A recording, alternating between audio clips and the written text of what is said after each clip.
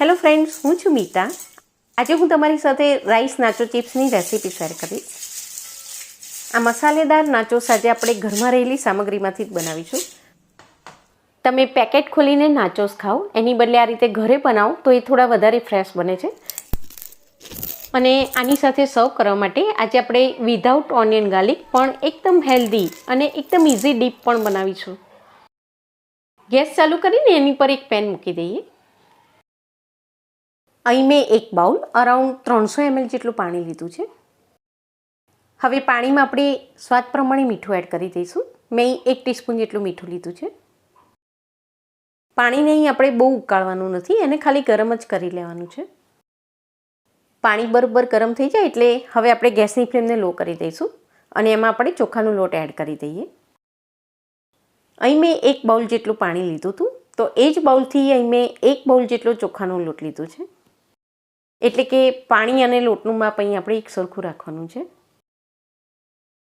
આને આપણે બરોબર મિક્સ કરી દઈએ. એકાદ મિનિટ પછી હવે હું અહીં ગેસને બંધ કરી દઉં છું.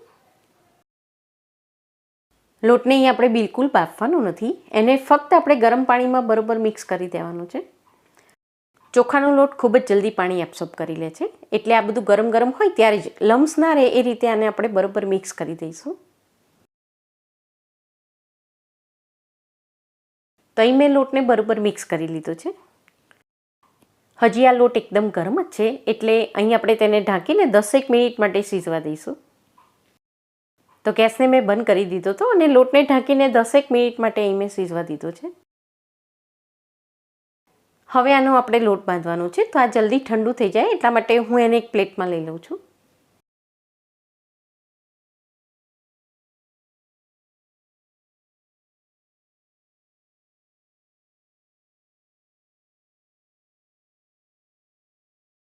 લોટ બાંધીએ ત્યારે લોટ હાથમાં ચોંટે નહીં, એટલા માટે હાથને પહેલાં આ રીતે આપણે તેલથી થોડા ગ્રીસ કરી દઈશું. પાણી અને લોટનું માપ અહીં આપણે એક સરખું રાખવાનું છે. જો લોટ થોડો ઢીલો થઈ જશે તો એનાથી નાચોસ એકદમ ક્રિસ્પી નહીં બને. તો અહીં આપણો લોટ એકદમ પરફેક્ટ બંધાઈ ગયો છે. હવે આપણે નાચોસ બનાવી લઈએ. તો એના માટે અહીં આપણે આ રીતે થોડું મોટું ગુલ્લું બનાવી લઈશું. ગુલ્લાને પહેલાં આપણે ચોખાના લોટથી આ રીતે કોટ કરી લઈશું. તો નાચોસ માટે અહીં રોટલી આપણે એકદમ જાડી પણ ના હોય અને બહુ પાતળી પણ ના હોય એ રીતે વણી લેવાની છે. અહીં નાચોસ જો તમે એકદમ પાતળા વણી લેશો તો તળતી વખતે થોડા વળી જશે, એનો શેપ નહીં જળવાય. અને આ રોટલી જો એકદમ જાડી વણી લેશો, નાચોસ થોડા થીક બનાવશો તો એ બહુ ક્રિસ્પી નહીં બને. હવે એક છરી કે પછી આ રીતે એક પીઝા કટરની મદદથી એને ચારે બાજુથી કાપીને આપણે તેનું એક સ્ક્વેર બનાવી લઈશું.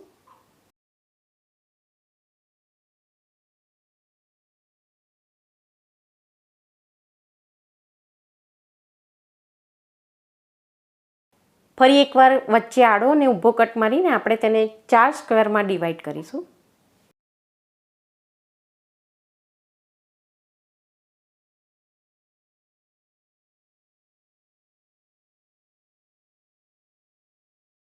હવે ફરી એકવાર આ રીતે ત્રાસમાં આપણે બંને બાજુથી કટ આપી દઈશું.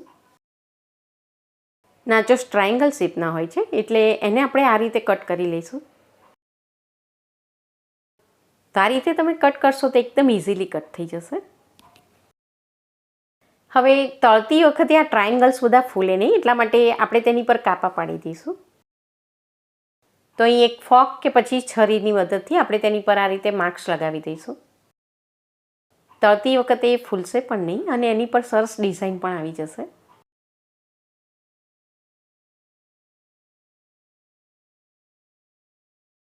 તો અહીં મેં અડધા ટ્રાયેંગલ્સ બનાવીને તૈયાર કરી લીધા છે અને બાકીના આ રીતે સ્ક્વેર બનાવી લીધા છે. એક બેચ તળાય ત્યાં સુધીમાં આને પણ હું આગળની જેમ જ કટ કરી લઈશ. તળવા માટે તેલને અહીં આપણે બહુ ગરમ નથી થવા દેવાનું. તેલ હલકું ગરમ થાય એટલે તરત જ આપણે તેમાં નાચોસ નાખી દઈશું.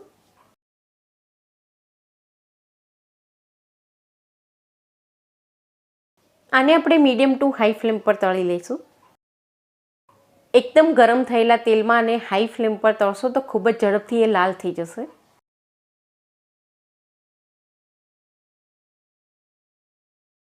હવે આ બરોબર તળાઈને ક્રિસ્પી થયા છે કે નહીં એ આપણને કેવી રીતે ખબર પડે? જારામાં લઈને આ રીતે એને હલાવશો તો ક્રિસ્પી થઈ ગયા હશે તો એના ખખડવાનો સરસ અવાજ આવશે. આ હજી બહુ ક્રિસ્પી નથી થયા તો એને આપણે હજી થોડી વધારે વાર તળાવવા દઈશું.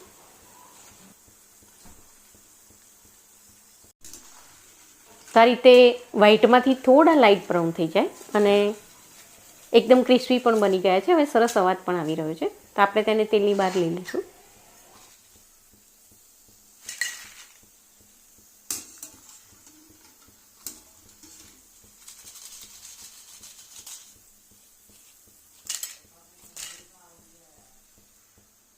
આ જ રીતે આપણે બીજી બેચ પણ તળી લઈશું. અને તેલ જો અહીં થોડું વધારે ગરમ થઈ ગયેલું હોય તો થોડીક વાર માટે ગેસની ફ્લેમને તમે મીડિયમ ટુ લો કરી દો.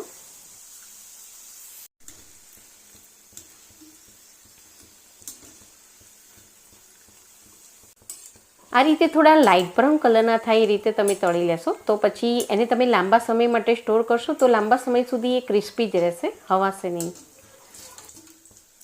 એરટાઇટ ડબ્બામાં ભરીને અને તમે લાંબા સમય માટે સ્ટોર કરી શકો છો.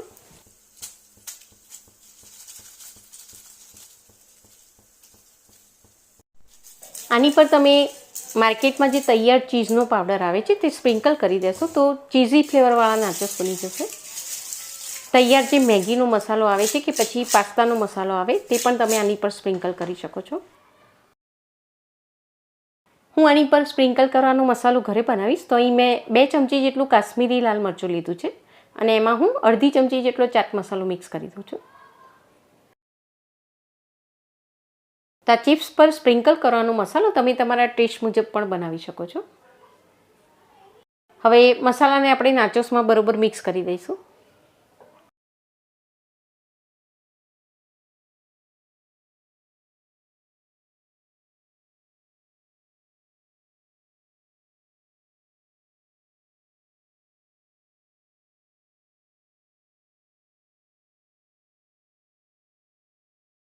તો હું તમને એક તોડીને પણ બતાવી દઉં કે કેટલા ક્રિસ્પી બન્યા છે. હવે આની સાથે સર્વ કરવા માટે આપણે વિધાઉટ ઓનિયન ગાર્લિક એક સિમ્પલ અને એકદમ હેલ્ધી ડીપ બનાવીશું. મિક્સરની નાની જાર લઈશું, તેમાં એક ટામેટું એડ કરીએ, સાથે થોડી ખીરા કાકડી અને ઓનિયનની બદલે અહીં મેં થોડી કેબેજ લીધી છે. હું સાથે અડધું ગાજર પણ લઈ લઉં છું. સાથે થોડી ફ્રેશ કોથમીર લઈ લઉં છું. અડધું લીંબુ નીચોવી દઉં છું. અને મસાલામાં હું અહીં અડધી ચમચી જેટલો મરીનો પાવડર અને એની સાથે અડધી ચમચી જેટલું મીઠું એડ કરી દઉં છું. હવે મિક્સરને વચ્ચે ચાલુ બંધ કરીને અથવા તો પલ્સ મોડમાં રાખીને આ બધું થોડું મોટું મોટું રહે એ રીતે જ આપણે તેને ક્રશ કરીશું. તો આ બધું એકદમ બારીક સમારી લીધું હોય એ રીતે જ આપણે તેને મિક્સરમાં ક્રશ કરવાનું છે. તો છે ને આપણો એકદમ સિમ્પલ અને healthy without onion garlic salsa. એને આપણે નાચો સાથે સર્વ કરીશું. તો લાગી રહ્યા છે ને બહાર જેવા જ એકદમ ક્રિસ્પી અને કલરફુલ અને ટેસ્ટમાં પણ એ ખૂબ જ સરસ લાગે છે. જરૂરથી બનાવીને ટ્રાય કરો. Thank you for watching.